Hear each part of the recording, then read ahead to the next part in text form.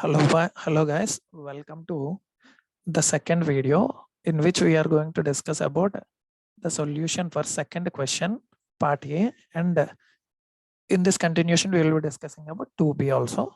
Here 2A I have asked about LED structures. Write a short note on LED structures. Coming to the structures, there are two main types of LED structures or two main types of LEDs used in optical fiber links. One is surface emitting LED and the other one is edge emitting LED. Apart from this, you have many other types of LEDs like quantum dot LED. Both these devices use a double heterodyne structure to constrain the carriers and the light into an active region.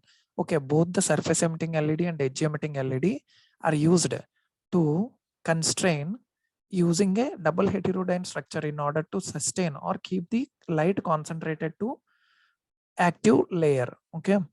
Coming to surface emitting LED, here we will be learning about surface emitting LED in detail. In surface emitting LEDs, the plane of the active light emitting region is oriented perpendicular to the axis of the fiber. Here you can observe the plane of the light emitting region. This is the plane of the light emitting region. This is the plane of the light emitting region from where light is being emitted. And this is perpendicular to axis of the fiber. If this is your fiber, this is the axis of the fiber. And this plane is perpendicular to axis of the fiber. This plane is perpendicular to axis of the fiber.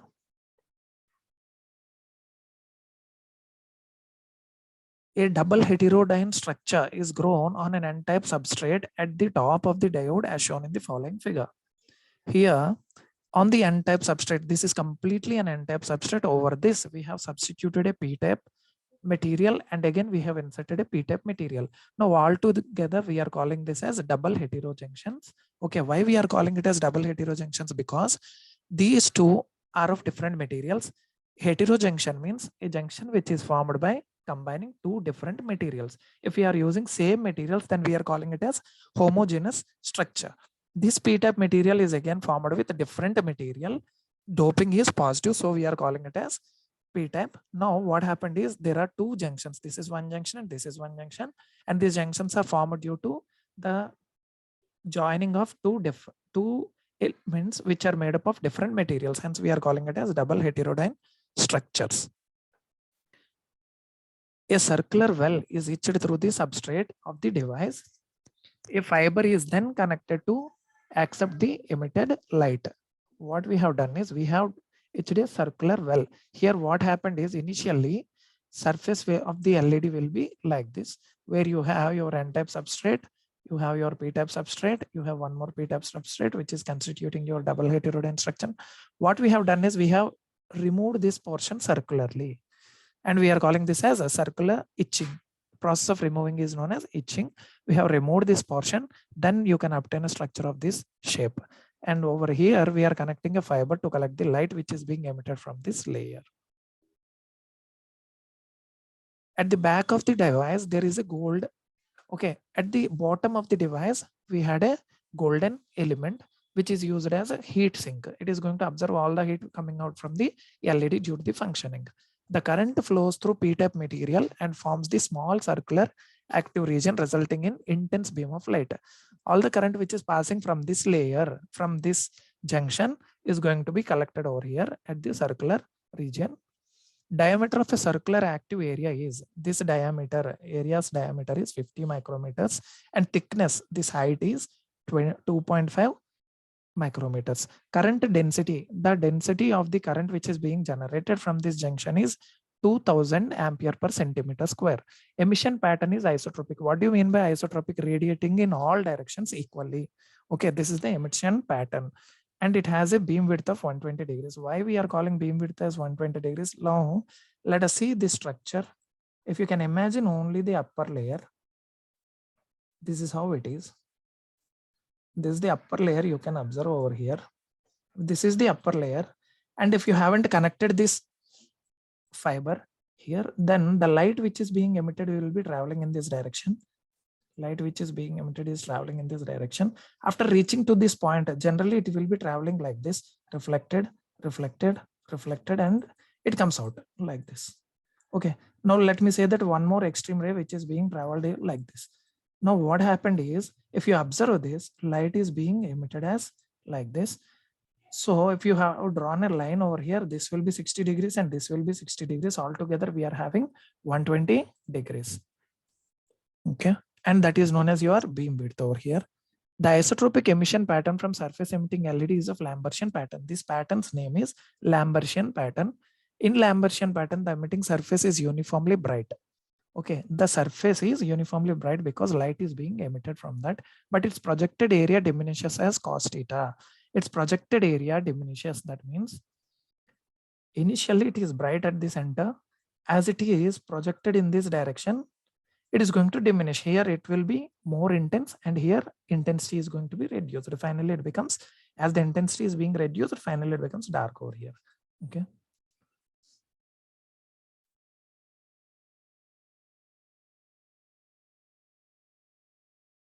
Projected area is diminishing, where theta is the angle between the viewing direction and the normal to the surface as shown in the figure. This is the theta. Okay. With the cos, as the cos theta angle is increasing, its area is decreasing. The beam intensity is maximum along the normal. Along this normal, intensity is not maximum, as you have seen, and this is represented graphically. The power is reduced to 50% of its peak when theta is equal to 60 degrees. When theta is equal to 60 degrees, its power is being reduced. It came down to 50%. Therefore, the total half power beam width is taken as 120 degrees. The radiation pattern decides the coupling efficiency of the LED. This radiation pattern defines the coupling efficiency, how much light will be coupled to the another surface. Now coming to the other one, edge emitting LEDs. Okay, it is abbreviated as ELEDs. In order to reduce the losses caused by absorption in the active layer and to make the beam more directional, the light is collected from the edge of the LED. Such a device is known as edge emitting LED. Okay, here what we are doing is, instead of the previous case where the pattern is isotropic and Lambertian in nature, here the pattern is being changed in order to collect more light. And here, instead of collecting on the surface, previously we have collected on the surface over here. Now we are collecting between the edges over here. Okay, this is the active element. From this active element, we are collecting the light. It consists of an active junction region, which is the source of incoherent light. What do you mean by incoherent light? It is going to be containing different wavelengths. If it contains a single wavelength, the emitting light is containing a single wavelength, then we are calling it as coherent light. If it contains more than one wavelength, we are calling it as incoherent light. Two guiding layers. There are two guiding layers. These are the two guiding layers. This is one and the other one is this one. N-type and P-type are the two guiding layers. From in between, you have an active element which is going to emit the incoherent light. The refractive index of the guiding layer is smaller than active region, but higher than outer surrounding material. So here the refractive index of these regions are smaller compared to the active region, but higher compared to the other regions because it need to confine the light over here.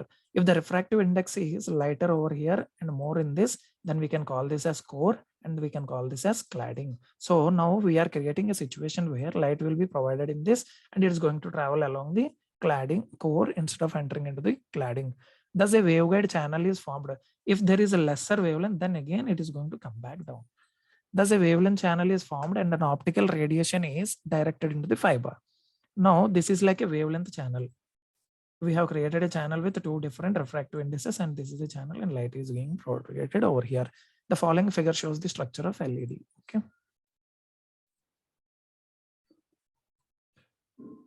Edge emitters emission pattern is more concentrated, that is more directional in nature. From the active element, it will be obtaining like this. Instead of that surface emitting pattern, edge emitting is more directional. It will be directed in a particular direction due to these walls which are present in all directions. The beam is Lambertian in the plane parallel to the junction, but diverges more slowly in the plane perpendicular to the junction. So if previously you can observe, this is the plane. It is Lambertian in this case, but as it goes perpendicular to this, this is the plane and parallel plane is this and perpendicular plane is this. In this plane, it will be more directed in nature. The beam divergence is limited. In the plane, there is no chance for more distribution of the light, hence its divergence is limited. So more convergence will going to happen. In the parallel plane, there is no beam confinement and the radiation is Lambertian. Previously, you have taken a parallel plane. Here, there is no beam confinement. Beam is going to travel in all directions. But coming to the perpendicular plane, it will be confined. To maximize the useful output power, a reflector may be placed at the end of the diode opposite to the edge emitting LED. The following figure shows the radiation pattern. In order to increase this, a reflector has been provided over here in order to reflect the light which is traveling in this direction. A reflector over here and a reflector over here. It is going to reflect them back to center. So what are the features of edge emitting LED? Linear relationship between optical output and current. Whatever the output which is coming outside is almost equal to the current which is being generated. Previously, output is going to decrease at the edges. Now it is not going to decrease. So more amount of light will be obtained. So efficiency is going to increase. Spectral width is 25 to 400 nanometers. So line between, if this is the spectrum, this width is around 25 to 400 nanometers and the wavelength is 0.8 to 0.9 micrometers. Modulation bandwidth is much large. Here the bandwidth is much large, not affected by catastrophic gradation mechanism, where hence more reliable. It is not distributed. It is not disturbed by the layers which are present over there. So it is more reliable. LEDs have better coupling efficiency than surface emitting LEDs. Edge emitting LEDs are temperature sensitive. Okay, they depend on temperature. Okay. Usage. What are the applications of these edge emitting LEDs? LEDs are suited for short range, narrow and medium bandwidths. LEDs generally are used at short range because for long ranges, there will be more dispersion. Hence, we can't use them for long ranges. Suitable for digital systems up to 140 Mbps. It can be used up to a bandwidth, up to a speed of data rate of 140 Mbps. Long distance analog links. It can be used in long distance analog links. In digital for speed and in analogs for long distance. Now coming to the other part, 2B. Here what I have asked is explain the working principles of pin and avalanche photodiode. These two are detectors. Also explain the factors that limit the speed of response of photodiode. You just write the factors that are affecting the speed. Pin photodiode. Okay. In a pin photodiode consists of intrinsic semiconductors sandwiched between two heavily doped p-type and n-type semiconductors as shown in the figure. Here you can observe there is a p-type semiconductor and there is an n-type semiconductor. In between we have placed an intrinsic layer. So intrinsic layer is sandwiched between p-type and n-type. Sufficient reverse voltage is applied so as to keep intrinsic region free from carriers. Okay, so the functioning, a photodiode works in reverse bias condition and an LED works in forward bias condition. So sufficient reverse bias is applied to keep intrinsic region free from carriers. In order to remove all the carriers which are present over here, we have applied enough reverse bias voltage. So all the positive charge carriers are attracted towards this negative terminal and all the negative carriers are attracted towards positive terminal, and this region has been free from all the free electrons. So its resistance is very high. Hence, its resistance is very high because there are no charge carriers, so there is no conduction. If the conduction decreases, we can say that resistance and conduction are inversely proportional, so resistance is very high.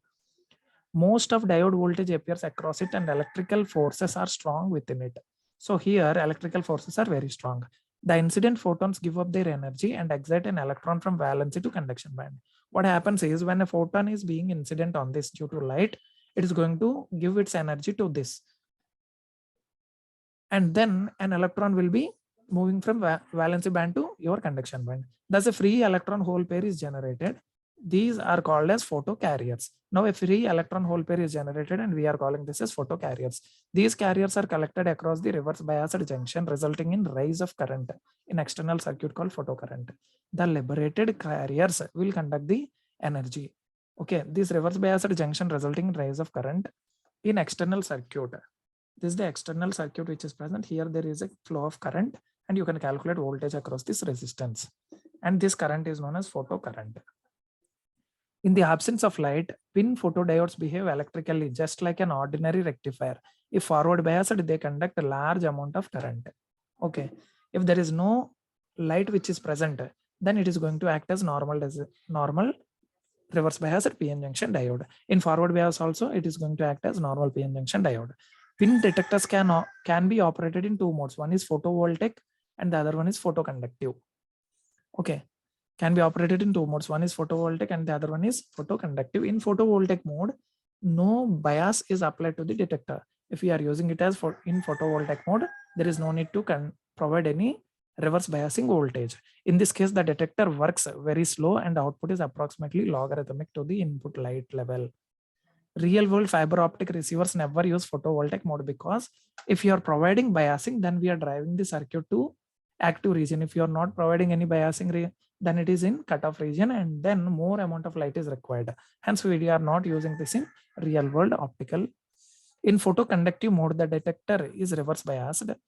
In photoconductive mode, it is reverse biased. That is, we are providing reverse voltage. The output in this case is current, that is very linear and with the input power. Okay, so let me say, if you are using it in photovoltaic mode, it will be like this.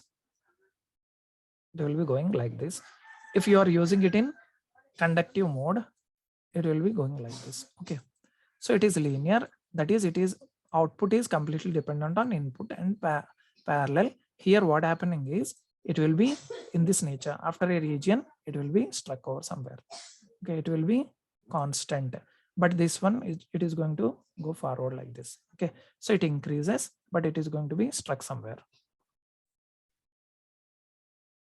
The intrinsic region somewhat improves the sensitivity of the device. Intrinsic region is used to increase the sensitivity response nature of the device. It does not provide internal gain. Intrinsic region is not going to provide any internal gain. The combination of different semiconductors operating at different wavelengths allows the selection of material capable of responding to desired operating wavelength. So by changing the semiconducting material, you can change the wavelength of the light signal which we are accepting. Okay, so you can use different combining materials to accept different light signals and convert that energy. Coming to avalanche photodiode, when a PN junction diode is applied with high reverse bias breakdown region, can occur by two separate mechanisms: direct ionization of lattice atoms, Zener breakdown. Okay, there are two breakdown regions. One is direct and the other one is Zener breakdown. And high velocity carriers impact ionization of lattice atoms is called avalanche breakdown. Okay, the velocity of the carriers is very high due to impact ionization, and this is known as avalanche breakdown. Avalanche photodiodes uses the avalanche breakdown phenomenon for its operation. The avalanche photodiode has its internal gain, which increases its responsivity. Avalanche photodiode has more gain, and due to this heavy gain, its responsivity is increased. The following figure shows the schematic structure of avalanche photodiode. You can observe the schematic structure of avalanche photodiode.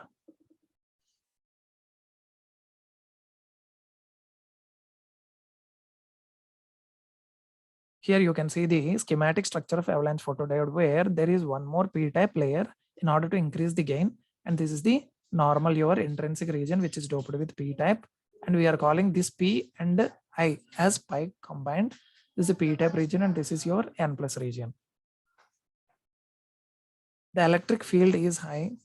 The following, okay, by virtue of doping concentration and physical construction of n plus p junction, the electric field is high enough to cause impact ionization. Okay, the electric field here generated is going to cause impact ionization.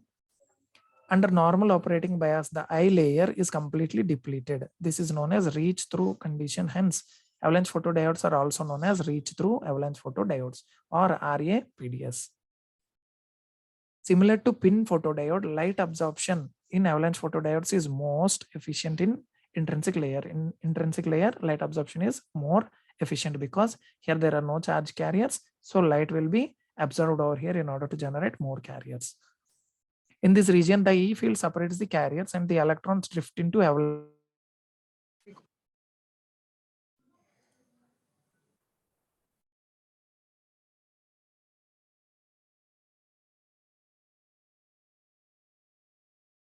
Here, your E field is separating the carriers and electrons drift into avalanche region where carrier multiplication occurs.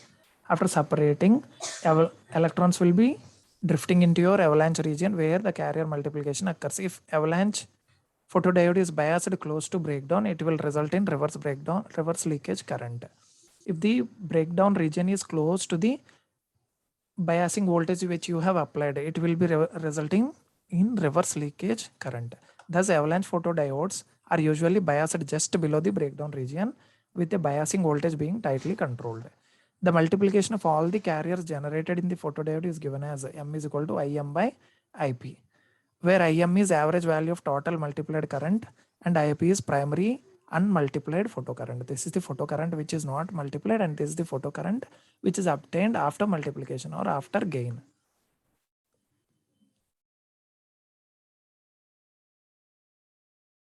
So coming to this last part, there are basically three limiting factors to the speed of the photodetector. What are the limiting factors? One is diffusion of the carriers. Before providing the breakdown region, if there is any current which is flowing, then it is due to diffusion of the carriers. If the carriers are being diffused, that means some of the carriers are being converted, so carrier concentration is decreasing. If the carrier concentration is decreasing, its speed is being limited. Drift transit time in the depletion region. If there is more time taken, if the time is taken more, then speed and time are inversely proportional. So if there is more time between the in the region in your intrinsic region, then your drift transit time is said to be increased. If drift transit time is increased, then we can say speed is reduced. And the other one is capacitance of the depletion region. If there is very high capacitance, that means capacitance is related to the ionic charges which are present in the surfaces. If the capacitance is more, then it is going to affect the electron motion which is present. If the electron motion is decreased, we can say speed is decreased.